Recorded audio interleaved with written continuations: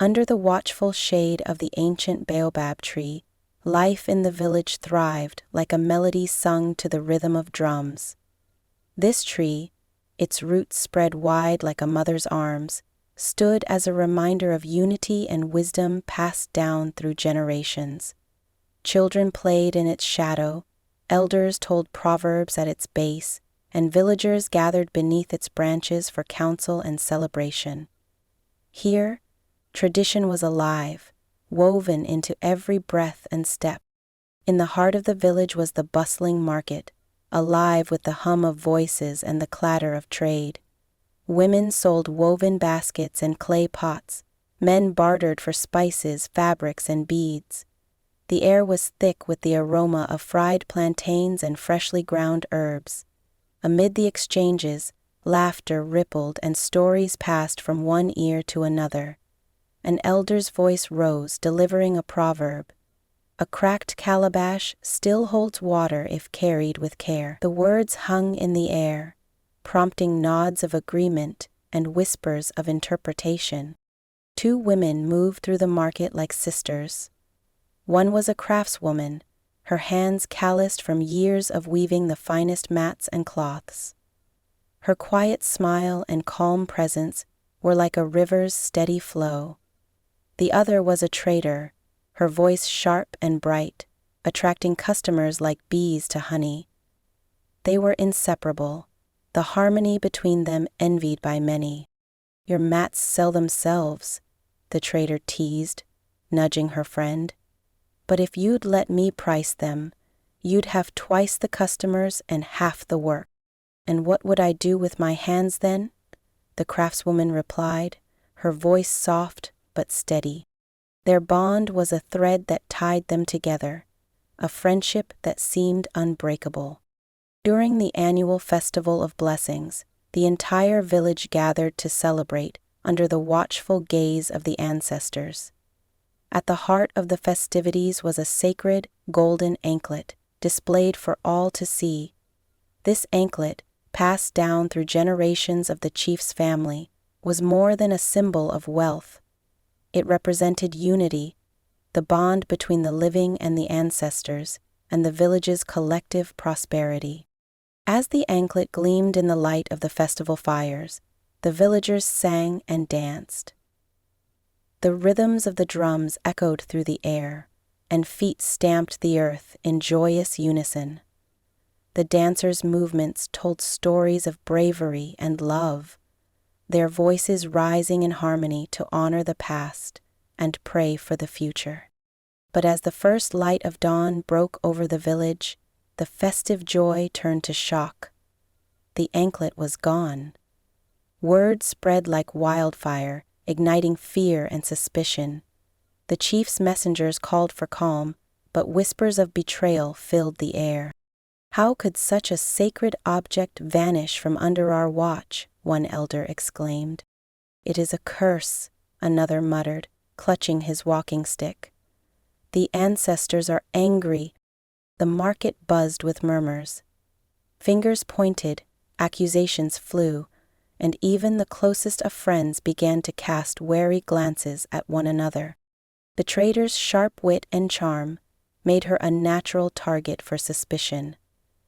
"She moves through the market like a bird in search of shiny things," someone whispered. "Perhaps her hands are not as innocent as they seem." The craftswoman, hearing these words, felt a tightness in her chest. Fear began to creep into her heart, fear that her own innocence might come under question. In her panic, she approached the chief quietly, her voice trembling as she said, "I think the trader may know something about the anklet." The words were barely audible, but they carried the weight of a betrayal that would ripple through the village like a stone cast into a still pond. The chief nodded gravely, summoning the elders to act on this troubling suggestion. The craftswoman's heart sank as she walked away, her footsteps heavy with guilt. In that moment, she understood the magnitude of her actions, but convinced herself that she had no choice. The seed of distrust had been sown, and its roots began to spread through the once unbreakable bond between the two women. As the sun climbed higher, the village's harmony began to crumble. What was once a place of unity under the baobab tree now simmered with division and fear. The shadow of the missing anklet hung heavy over the people, threatening to tear apart the very fabric of their lives. The morning was calm when the elder summoned the trader. She had just begun arranging her wares at the market, her usual bright energy dimmed slightly by the shadow of the anklet's disappearance. The messenger spoke with little emotion, but his words struck like thunder. "The elders request your presence under the baobab tree." The trader wiped her hands on her wrapper, confusion etched across her face. What business could the elders have with her?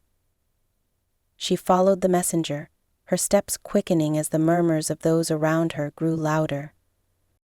Under the ancient baobab tree, the elders sat in a circle, their expressions somber. The chief, his voice heavy with disappointment, addressed her. "Daughter, your name has been spoken in connection with the missing anklet. Your closest friend, the craftswoman, believes you may hold answers." Gwala, the trader's heart sank, disbelief and betrayal clouding her thoughts. She opened her mouth to speak, but her voice faltered. "My friend said this about me," she finally whispered, the words tasting bitter. The elders watched her closely. "We seek only the truth," the chief said. "Speak, and let your heart be unburdened." But no words came. Her honor, so carefully built over years, now hung in fragile balance. The news spread faster than the harmattan wind. At the market, the trader's name was no longer spoken with admiration, but with suspicion. Children whispered and pointed at her as she passed. "She's the one," a boy muttered to his sister. "They say her greed is like a hungry jackal."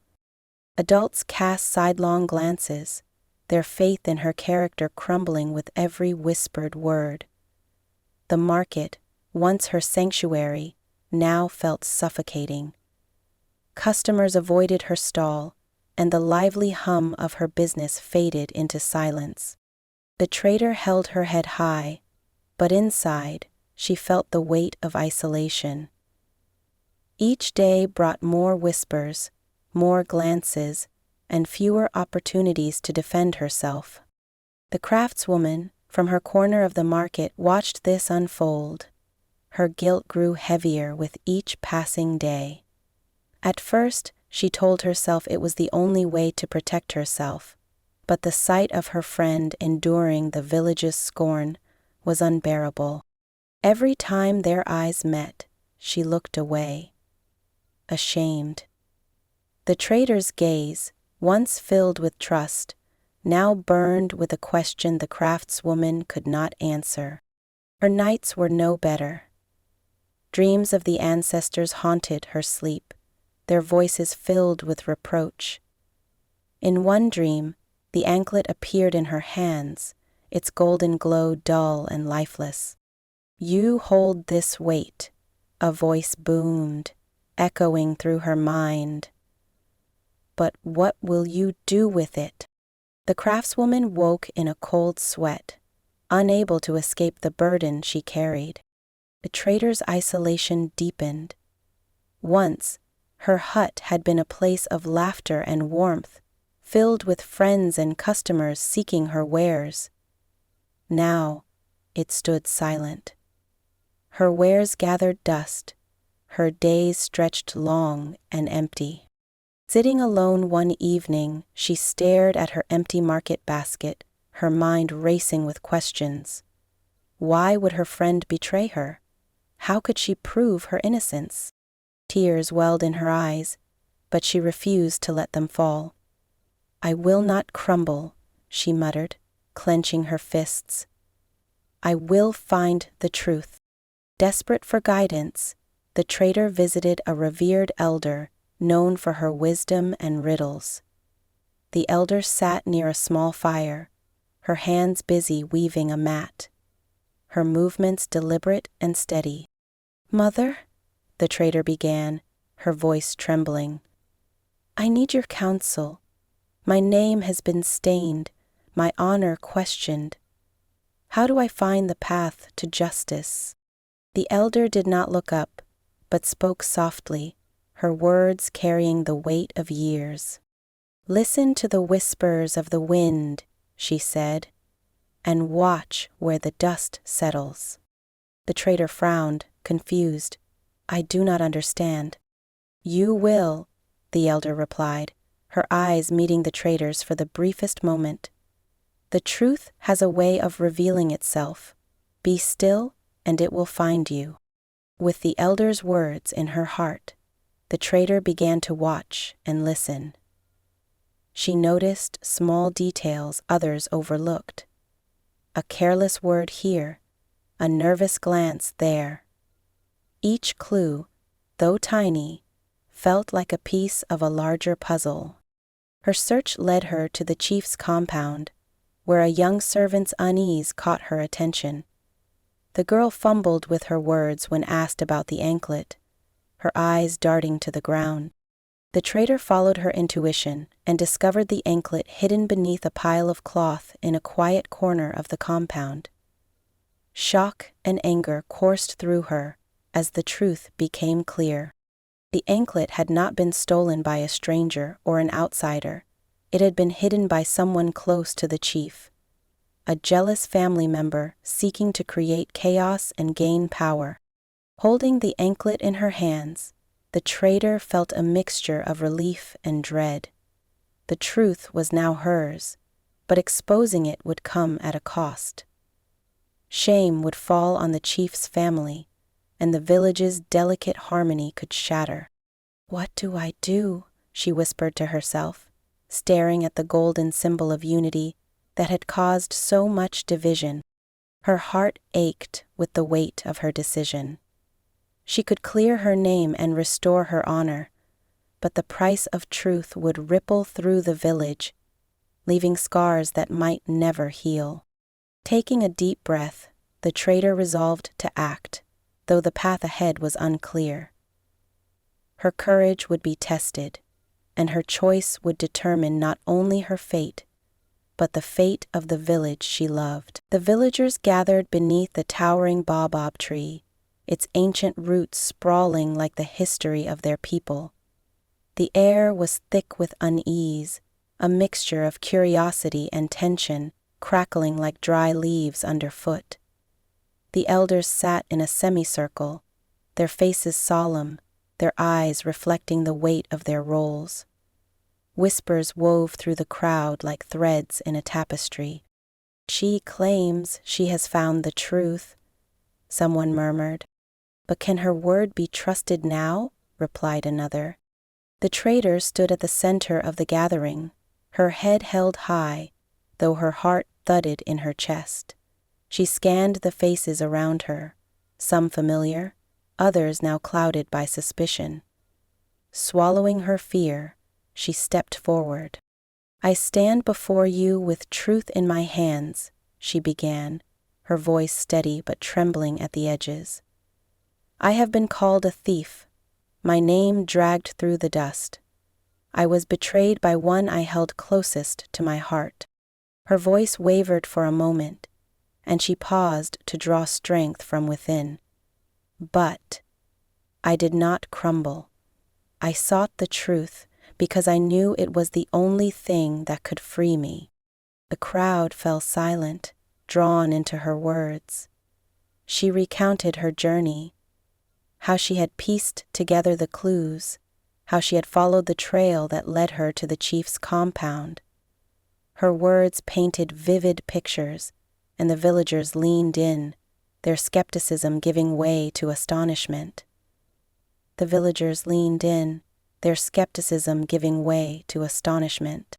"And now," she said, reaching into the folds of her wrapper, "I return to you what was taken." From her hands, The golden anklet caught the light of the midday sun, gleaming like a beacon of hope. Gasps rippled through the crowd, the sound rising and falling like a tide. "She found it," an elder exclaimed, his voice breaking the heavy silence. "But where? How?" another demanded. The traitor stepped forward, her gaze steady on the chief. The anklet was hidden, not by an outsider, but by one within your household. A jealous hand sought to sow chaos, hoping to rise from the ashes of discord. Externalizing seeks to get into the heart of no one and enter. The anklet was hidden, sought to sow chaos, hoping to rise from the ashes of discord. The chief's eyes widened, his lips parting in disbelief. Murmurs turned to exclamations, and the village erupted into a cacophony of outrage and shock. From the edge of the gathering, the craftswoman could no longer bear the weight of her guilt. Her legs trembled as she stepped forward, her voice breaking through the noise. "Wait!" she cried, her hands raised. The crowd turned, their eyes now fixed on her. Her body shook, her voice small but clear. "I have wronged you all," she said, her gaze shifting from the traitor to the chief, then to the gathered villagers. "Out of fear, I spoke a lie. I named my closest friend as the one who took the anklet. I did this to save myself." A stunned silence fell over the gathering. Tears streamed down her face as she continued. "I was a coward. I feared that my own name would be questioned, and in my weakness, I betrayed her trust." She turned to the traitor, her voice breaking. "I do not ask for forgiveness, for I do not deserve it. But I must speak the truth now, before the ancestors and before all of you." The traitor's face remained unreadable, her emotions locked behind a veil of restraint. The crowd erupted once more, their voices rising like a storm. Some shouted for punishment, others called for mercy. "She betrayed her friend," one man roared. "But she has confessed," an elder countered. "Doesn't that mean something?" Old tensions resurfaced among the villagers, grievances buried for years bubbling to the surface. The market rivalry between neighbors, the unspoken jealousy between families, all found their voice in the chaos. "Enough!" the chief's voice boomed, silencing the crowd. "This is not the way of our people. We cannot let division destroy us. Peaceful solutions are what we have to have." The elders rose, their faces grave. "We must deliberate," one of them said. "The ancestors' wisdom must guide us." The chief and the elders retreated, leaving the villagers to stew in their emotions. Some muttered in anger, others in confusion, but all waited anxiously for what would come next. When the chief and elders returned, their expressions were heavy with the weight of their decision. The chief stepped forward, his voice deep and resolute. "The ancestors have spoken through us," he began. "The anklet has been returned, but its theft has uncovered truths that we must all reckon with. Trust has been broken, not just between two friends, but within this entire village." He turned to the traitor. "You have shown courage and resilience. Your name is restored, and your strength will be remembered." To the craftswoman, his voice softened. "You have admitted your fault and sought the truth, though you stumbled. Redemption is not a gift, it is a path. You must walk it, step by step." He addressed the village. "Let this be a lesson to us all. Unity is fragile, but it is also powerful. Let us not forget the pain of division, and let us rebuild together." The crowd murmured in agreement, their anger cooling into contemplation. The baobab tree, silent witness to their turmoil, seemed to nod in approval as the village began its journey toward healing. The elders sat in a half-circle under the mighty baobab tree, their faces marked by the weight of wisdom and time. The craftswoman stood before them, her shoulders heavy with shame. She dared not raise her eyes to meet theirs, for she knew the gravity of her actions. "Daughter," the chief began, his voice deep and steady, "your words have revealed the wound you inflicted upon this village and your friend. Trust is fragile, and betrayal shatters it like a clay pot dropped on stone. To mend what you have broken, you must weave a new cloth for the festival, a cloth that tells the story of unity and forgiveness." The craftswoman nodded, her voice barely a whisper. "I will do as you say, elders. I will pour my heart into every thread. This cloth," the chief continued, "will not just be for the eyes of the people, but for the spirits of the ancestors. They must see that we, their children, have not forgotten their lessons." The craftswoman returned to her small workshop, a space that once brought her pride, but now felt suffocating with guilt. Her loom stood in the corner, its wooden frame sturdy and patient, as though it too awaited her redemption. She placed her trembling hands on the threads, her mind clouded with regret. "I will weave," she murmured to herself, "not just to atone, but to heal." She selected vibrant colors, each chosen with care: deep gold for trust, bold red for the pain of betrayal, and soft green for the hope of reconciliation. As her fingers worked, the patterns began to emerge, intricate and beautiful, each telling a part of the story she wished to convey. Days turned into weeks, and the village watched her progress from afar. Some were skeptical, muttering among themselves. "Can a cloth truly heal the wounds she caused?" a woman whispered. "Perhaps not," replied another, "but her effort shows her heart." The children, curious and wide-eyed, peeked into her workshop, marveling at the cloth's growing beauty. The craftswoman never turned them away, though her own heart remained heavy. From a distance, the trader watched the craftswoman work. She stood just beyond the edge of the market, her emotions a turbulent sea of anger and compassion. "She weaves as though she is trying to stitch her heart back together," she muttered to herself. Her friends approached her, their voices filled with quiet encouragement. "You have every right to be angry," one said. "But look at her. She is trying to make things right." The trader sighed, her gaze fixed on the craftswoman's workshop. "Forgiveness is not easy," she said, her voice low. "Trust, once broken, is like a gourd with a crack.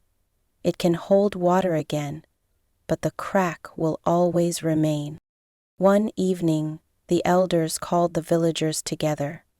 They stood beneath the baobab tree, their faces lit by the glow of lanterns. The chief raised his hand for silence.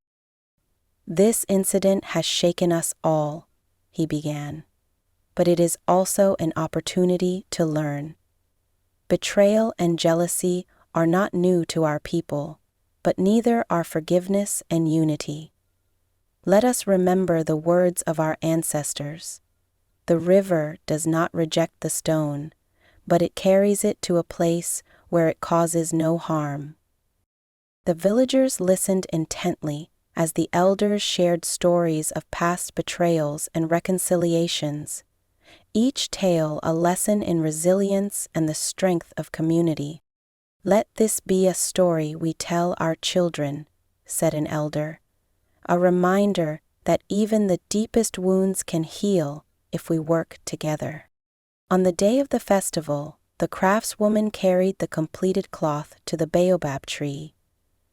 The villagers gathered in silence, their eyes wide with awe as she unfurled her creation. The cloth shimmered in the sunlight, its patterns intricate and alive with meaning. "This," she said, her voice trembling, "is my apology to you all.